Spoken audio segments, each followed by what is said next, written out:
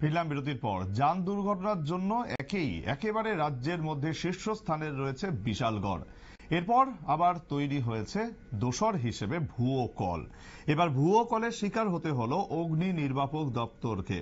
জানা গেছে আজ দুপুরে বিশালগড় অগ্নি নির্বাপক দপ্তরের অফিসে ফোন আসে ব্রজপুর আমতলী এলাকায় একটি গাড়ির মধ্যে অগ্নিসংযোগ ঘটেছে। দপ্তরের কর্মীরা ঘটনাস্থলে গিয়ে দেখতে পান যে এমন কোনো কিছুই ঘটেনি, বরং রাস্তার পাশে যে আবর্জনা, সেই আবর্জনায় আগুন জ্বলছিল। তবে বিশালগড় অগ্নি নির্বাপক দপ্তরের কর্মীরা প্রতিনিয়ত যান দুর্ঘটনা থেকে শুরু করে ভুয়ো কলের এই হয়রানির শিকার হতে হচ্ছে। মানে দেখলাম মানে আপনার ফায়ার সার্ভিস আইলো ঘটনাস্থলে। আমরা বিশালগড় ফায়ার স্টেশন থেকে আইছি। আমরা খবর পাইছি যে ব্রজপুর আমতলী স্কুলের সঙ্গে একটা গাড়ির মধ্যে ফায়ার করেছে।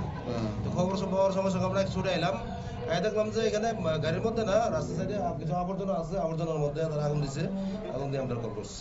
তো এভাবে মানে ভুয়া কলে আপনার মানে শিকার হইতেছেন প্রতিনিয়ত বিশালগড় ফায়ার সার্ভিস। এটা তো আমরা তো কল পাওয়ার সঙ্গে সঙ্গে আইছি, কিন্তু তো দেখলাম কিছু আবর্জনা আছে।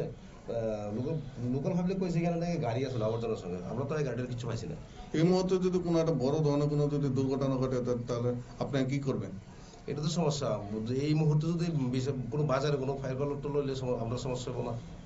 আমরা তো এখান থেকে ব্যাক করে যাইতে অনেক সময় লাগবে।